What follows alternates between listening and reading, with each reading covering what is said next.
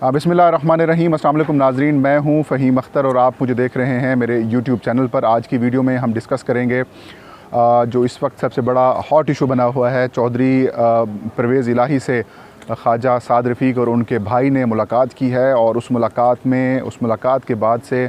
एक नई बहस शुरू हो चुकी है कि क्या पंजाब हुकूमत और जो वज़ीर आला पंजाब उस्मान बुज़दार हैं उनकी जो वज़ारत आला है वो ख़तरे में है, और क्या चौधरी परवेज़ इलाही खुलकर वज़ीर आज़म इमरान ख़ान के सामने आ चुके हैं, और क्या काफ लीग और जो जहांगीर खान तरीन के हवाले से एक ख़बर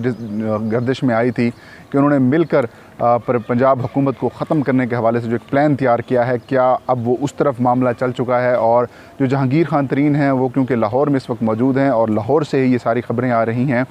तो इसके अंदर क्या मतलब एक इशू चल रहा है, और इस पर आपको बड़ी सारी इन्फॉर्मेशंस भी मिल चुकी होंगी। रऊफ़ कलासरा ने भी एक इस पर वीलॉग किया है, उसमें उन्होंने कहा है कि चौधरी परवेज़ इलाही खुलकर सामने आ गए हैं। बज़ाहिर ये लग यही रहा है कि चौधरी बरादरान जो हैं वो वज़ीर आज़म इमरान ख़ान के सामने खुलकर आ गए हैं। और आज की हम वीलॉग में ये कोशिश करूँगा कि आपको बताऊँ कि बुनियादी तौर पर चौधरी बरादरान चाहते क्या हैं और चौधरी परवेज़ इलाही क्या चाहते हैं, और नंबर गेम पंजाब असम्बली की इस वक्त क्या है, और मुस्लिम लीग नून के अंदर क्या डिस्कशन चल रही है, और क्यों जो है वो मुस्लिम लीग नून इस हद तक जो है वो बुखलाहट का शिकार है कि कभी वो मौलाना फजलुर रहमान से मदद मांगते हैं और कभी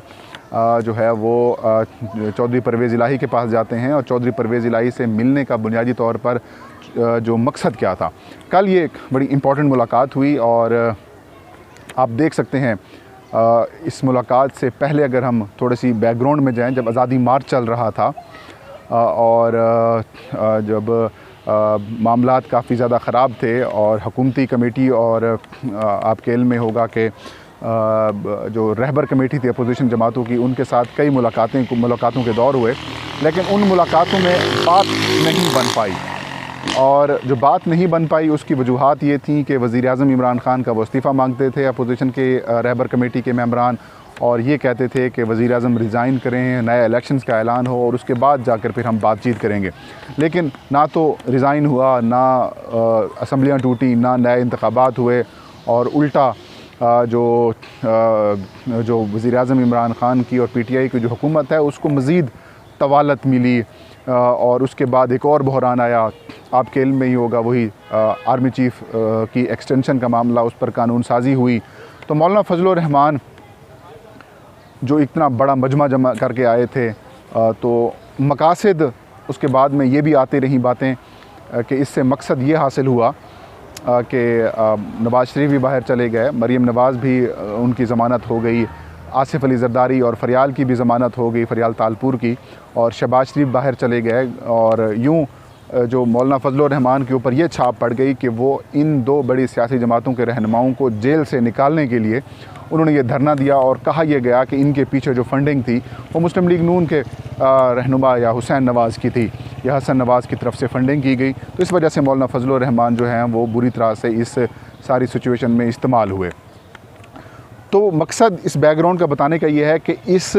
जो हुकूमती कमेटी थी इसमें चौधरी परवेज़ इलाही भी शामिल थे,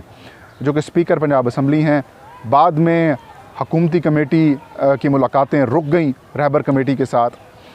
लेकिन चौधरी परवेज़ इलाही फिर हम देखते थे कि ख़ुद आते थे मौलाना फजलुर रहमान की रिहाइशगाह पर। 1 दर्जन से ज़्यादा चौधरी परवेज़ इलाही की मुलाकातें हुई, बातचीत हुई, और इन मुलाकातों के दौरान चौधरी परवेज़ इलाही को मौलाना फजलुर रहमान से ये की जानिब से ये कहा गया कि क्यों ना आप वज़ारत आला संभालें। तो वैसे भी उनका बड़ा ख्वाहिश थी चौधरी परवेज़ इलाही की वो कि वज़ारत आला पंजाब की संभालें, और उन्होंने कुछ गेम की भी कोशिश की। और ये जो सारी बात बताने का सिर्फ मकसद ये है कि ये जो पंजाब में वज़ारत आला तब्दीली या उस्मान बुज़दार की कमज़ोरी के पीछे मामलात बुनियादी तौर पर ये हैं। पहले पहल नज़र चौधरी निसार अली ख़ान की थी, फिर चौधरी परवेज़ इलाही ने भी अपनी एंट्री डालने की कोशिश की, हमज़ा शहबाज की भी थी। तो बहुत सारी नज़रें पंजाब की वज़ारत आला पर थीं, और हर दौर में जब से, यानी कि आप कह सकते हैं कि जब से PTI की हुकूमत में आई है, इतनी वफाक में परेशानी नहीं जितनी उस्मान बुज़दार को टारगेट किया गया या उस्मान बुज़दार को वज़ारत आला से हटाने की जो है वो कोशिशें की गई, लेकिन वज़ीर-ए-आज़म इमरान ख़ान मुसलसल एतमाद करते रहे हैं और अभी भी वज़ीर-ए-आज़म इमरान ख़ान का एतमाद जो है वो उस्मान बुज़दार को जो है वो हासिल है। और यही वजह है कि उस्मान बुज़दार वो अभी तक भी वज़ारत आला पर जो है वो मौजूद हैं। और अब तो जो उनके नाक़दीन थे वो भी अब इस बात पे कह रहे हैं कि उस्मान बुज़दार साइलेंट वर्कर हैं और वो खामोशी से अपना काम कर रहे हैं, वो शोबदेबाजी या ड्रामेबाजी नहीं कर रहे, जो इस वजह से मामलात जो है वो जो लोग पसंद करते हैं। आपके इल्म में होगा कि इन मुलाकातों के बाद से पंजाब में डिस्कशन शुरू हो गई कि वो हटाया जा रहा है। फिर एक ख़बरें आई कि जो जहांगीर खान तरीन की रिहाइशगाह पर एक चौधरी बरादरान और PTI के दरमियान यानी जहांगीर की तरीन के दरमियान कुछ डिस्कशन हुई है और वो IB के ज़रिए या खुफिया एक और एजेंसी के ज़रिए वज़ीर-ए-आज़म तक पहुँची है। तो उस वजह से जहांगीर खान तरीन और हुकूमत के दरमियान वज़ीर-ए-आज़म के दरमियान जो मामलात हैं वो ख़राब हुए हैं और टारगेट किया गया आज़म ख़ान को। बहरहाल ये सारी बातें अपनी जगह पर मौजूद हैं, लेकिन कल की जो मुलाकात है उसने सारी डिस्कशन को भी तब्दील किया हुआ है। और आज शायद खकान अब्बासी की जानिब से ये बयान दिया गया है कि मुस्लिम लीग काफ और चौधरी जो बरादरान हैं उनके दरमियान मुलाकातें मज़ीद बढ़ेंगी। मेरे ज़राए हैं वो ये बता रहे हैं कि कल की जो मुलाकात, जो 2 घंटे की मुलाकात थी, उसमें इस बात की कोशिशें की जा रही हैं या इस बात को किसी हद तक लेके आने की कोशिश की गई है कि कोरोना वायरस के हवाले से जो सूरत हाल है उस पर तमाम जमातें मुतहद होकर काम करें और उसमें जो है वो हुकूमत की भी इस मामले में मदद की जाए। और अगर कोरोना की मामलात निमट जाते हैं तो फिर रमज़ानुल मुबारक के बाद जो है वो पंजाब में सियासी सेटअप तब्दील करने के हवाले से जो है बातचीत की जा सकती है। लेकिन अभी इसकी प्लानिंग शुरू हो चुकी है। इससे पिछला जो मेरा वीलाग था उसमें एहसन इकबाल ने मौलाना फजलुर रहमान से मुलाकात की थी और उस मुलाकात में जो है उन्होंने कहा था कि जो हुकूमत अभी कमज़ोर है और जो इख्तलाफात चल रहे हैं इसमें अगर आप किरदार अदा कर लें तो हम हुकूमत को टफ़ टाइम दे के उसकी वज़ीर-ए-आज़म इमरान ख़ान की हुकूमत को और बिलख़ुसूस पंजाब में जो है वो इसको जो कमज़ोर किया जा सकता है। एक तो यही प्लान था ना कि जब आज़ादी मार्च आएगा तो जो टारगेट थे 2 सूबे थे और एक वफाक था कि तहरीक अदम एतमाद लाई जाएगी पंजाब में भी, खैबर पख्तूनख्वा में भी और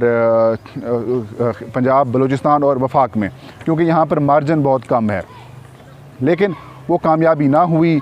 तो अब उसी पुराने मंसूबे को मुस्लिम लीग नून लेके आगे बढ़ने की कोशिश कर रही है। और चौधरी परवेज़ इलाही इस हद तक तो वो तैयार हैं कि अगर उनको वज़ारत आला दी जाती है तो वो इस काम के लिए कोशिशें करेंगे, लेकिन तब तक करेंगे जब पीछे से किसी पावरफुल हाउस का उनके साथ कोई साथ नहीं होगा। अभी कोशिशें तो की जा रही हैं लेकिन इनको जो है वो इन कोशिशों को नाकामी का सामना करना पड़ता है, क्योंकि आपके इल्म में होगा कि कुछ अर्सा पहले जो वज़ीर आला पंजाब उस्मान बुज़दार के साथ मुस्लिम लीग नून और पाकिस्तान पीपल्स पार्टी के कुछ अरकान की जो है वो मुलाकातें हुई थी और उन मुलाकातों में उन्होंने ऐलान किया था कि वो पंजाब के वज़ीर आला के साथ हैं और वो जो फ़ंड्स दे रहे हैं, इस तरह के फ़ंड्स या इस तरह का वक्त जो है वो पिछले वज़ीर आला यानी शहबाज शरीफ नहीं देते थे। तो यूँ PTI ने पहले से ही प्लानिंग शुरू कर दी थी कि अगर इस तरह की कोशिशें की गई तो इनके ही हलके और इनके ही जो सफ़े हैं उनमें दरारें पैदा की जाएं। तो अभी इस पोजीशन में मैं नहीं समझता कि पंजाब है और वज़ीर आला पंजाब के ख़िलाफ़ अगर कोई तहरीक अदम एतमाद ला कर उनको हटाने की कोशिश की जाती है तो वो कामयाब होगी, क्योंकि नंबर गेम देखें तो 370 के जो पंजाब असम्बली का ऐवान है उसमें पाकिस्तान तहरीक इंसाफ को 181 मेंबरान के साथ सबकत हासिल है। मुस्लिम लीग नून के पास 166 हैं, 10 सीटें काफ लीग के पास हैं, 4 जो सीटें हैं वो आज़ाद हैं, 7 सीटें पाकिस्तान पीपल्स पार्टी के पास हैं। चौधरी निसार अली ख़ान ने अभी तक हलफ नहीं उठाया, उनकी नशस्त खाली है और एक नशस्त है राह हक पार्टी की जो कि वो हुकूमत के साथ है। तो 185 कम अज़ कम मेंबर्स दरकार होते हैं किसी भी मतलब जो एक सादा अक्सरियत हासिल करने के लिए पंजाब असम्बली में। तो 185 या 186, तो 181 तो पहले ही पाकिस्तान तहरीक इंसाफ के पास अरकान की तादाद मौजूद है। 4 अगर आज़ाद अरकान इनके साथ शामिल हो जाते हैं तो फिर ये तादाद 185 हो जाएगी और राह हक पार्टी का एक रुकन है। तो सादा अक्सरियत तो इनके पास अभी भी मौजूद है। अगर काफ लीग हट भी जाती है इनके इत्तेहाद से, तब अगर ये इत्तेहाद पीपल्स पार्टी के साथ मिलाकर और 100 वो बन जाते हैं तब भी उनकी तादाद जो है 185 से कम रहती है। लेकिन जो मुस्लिम लीग नून को अपनी परेशानी है, पीपल्स पार्टी को अपनी परेशानी है, जो 7 अरकान हैं उनमें से पीपल्स पार्टी के 7 अरकान में से भी काफ़ी मेंबर्स टूट के हुकूमत के साथ मौजूद हैं। वो उस दिन नहीं आते तो भी मामला ख़राब हो जाते हैं। और कई ऐसे अरकान मौजूद हैं जो नून लीग के भी जो PTI की हिमायत कर रहे हैं। तो अभी उनको बहुत लंबा सफ़र तय करना है कि अगर वो वज़ीर आला के ख़िलाफ़ तहरीक अदम एतमाद लाने की कोशिश करते हैं, उसकी कामयाबी की तरफ जाते हैं, तो अभी उनको मज़ीद सफ़र तय करना बाकी है। और आपके इल्म में होगा कि आज CM पंजाब की मुलाकात हुई है अलीम ख़ान से, और उसमें भी जो गिले शिकवे थे वो दूर कर लिए गए हैं। और जल्द ही जो अलीम ख़ान जो जहांगीर खान तरीन हैं उनके हवाले से भी जो परवेज़ खटक जो सुलह की कोशिशें कर रहे हैं, वो भी लगता यही है कि अगले 1 से 2 हफ़्तों के दौरान रिपोर्ट आने के बाद जो है वो सारे मामला जो हैं वो सेटल होने के चांसेस हैं। अब एक सवाल यहाँ पर ये उठता है कि चौधरी परवेज़ इलाही क्यों कोशिशें कर रहे हैं या क्यों इसका हिस्सा बनने की जो है वो ट्राई में है। जो गैर रस्मी गुफ्तगू काफ लीग के दोस्तों के साथ हुई हमारी, या उनके साथ गपशप हुई, जो सियासी हलके हैं उनमें जब बातचीत हमने इस तरह के सवालात किए, तो ये बात सामने आई कि चौधरी परवेज़ इलाही भरपूर कोशिश कर रहे हैं कि किसी तरीके से वो वज़ारत आला हासिल कर लें, और वो चाहते हैं कि अगर उनको वज़ारत आला मिल जाती है तो इससे बढ़कर क्या होगा। मतलब चौधरी परवेज़ इलाही की शुरू से यही ख्वाहिश थी कि उनको CM बनाया जाए, लेकिन बामर मजबूरी के वज़ीर-ए-आज़म इमरान ख़ान ने इनकार कर दिया था कि उनको CM नहीं बनाते, तो फिर उनको स्पीकरशिप पे ही इक्तफ़ा करना पड़ा। अब यहाँ पर ये सवाल है कि वज़ीर-ए-आज़म क्यों नहीं चौधरी परवेज़ इलाही को CM के तौर पर देखना चाहते, और वो क्यों मुखालफत करते हैं। आपके इल्म में नाज़रीन 272 का कुल ऐवान है कौमी असम्बली के जो जनरल नशिस्तें हैं, और उनमें से 141 नशिस्तें सिर्फ पंजाब की हैं। तो पंजाब जो है वो बुनियादी तौर पर असल में जो बैटल फील्ड है, जो जंग का किला है, वो कह सकते हैं कि पंजाब है। अगर सियासी किला देखें तो कैसे वज़ीर-ए-आज़म इमरान ख़ान का ये समझना है कि क्यों वो किसी और 10 जमातों वाले बंदे को CM बना दें, और उसका इम्पैक्ट ये होता कि CM पास क्योंकि सारी पावर्स थी, सारे इख्तियारात होते, एक तो वो उनके कंट्रोल में ना आते, उनकी अगर कोई मंसूबा होता तो वो इम्प्लीमेंटेशन का बड़ा प्रॉब्लम होता। तो अगर वो परवेज़ इलाही को CM बना देते तो उनको ख़दशा था कि उनकी सारी पार्टी को वो तोड़ देते। तो ये वजह है कि CM के ऊपर जो है वो वज़ीर-ए-आज़म जो है वो परवेज़ इलाही के नाम को उन्होंने रिजेक्ट किया। और दूसरी वजह यही कि 141 नशिस्तें हैं, और अगला इलेक्शन अगर उन्होंने जीतना है तो अगर ये CM होते तो सारा वोट बैंक जो है वो काफ लीग का बनता, मुस्लिम लीग का बनता, लेकिन तहरीक इंसाफ की अपनी पार्टी को भी नुकसान पहुंच सकते। तो ये नाज़रीन वजूहात हैं, और ये ओवरऑल जो पंजाब में सिचुएशन चल रही है। अब मेरे इन्फॉर्मेशन ये है कि मुस्लिम लीग नून भरपूर कोशिशें तो कर रही है, लेकिन उसको फ़िलहाल नाकामी का सामना इस वजह से करना पड़ रहा है कि तहरीक इंसाफ की जो जवाबी हिकमत अमली है वो ज़्यादा बेहतर है। मौलाना फजलुर रहमान के इनकार के बाद चौधरी परवेज़ इलाही ने भी ठोस यकीन दहानी मांगी है। अगर वो ठोस यकीन दहानी कराई जाती है तो उसके बाद मामला जो हैं वो बेहतर हो सकते हैं। नाज़रीन, ये थी आज की वीडियो। इंशाअल्लाह नेक्स्ट वीडियो में नई खबर नए इशू के साथ हाज़िर खिदमत होंगे। तब तक फ़हीम अख्तर को इजाज़त दीजिए। अपना और अपने चाहने वालों को ढेर सारा ख्याल रखें। अल्लाह हम सब का हामी और नासिर हो।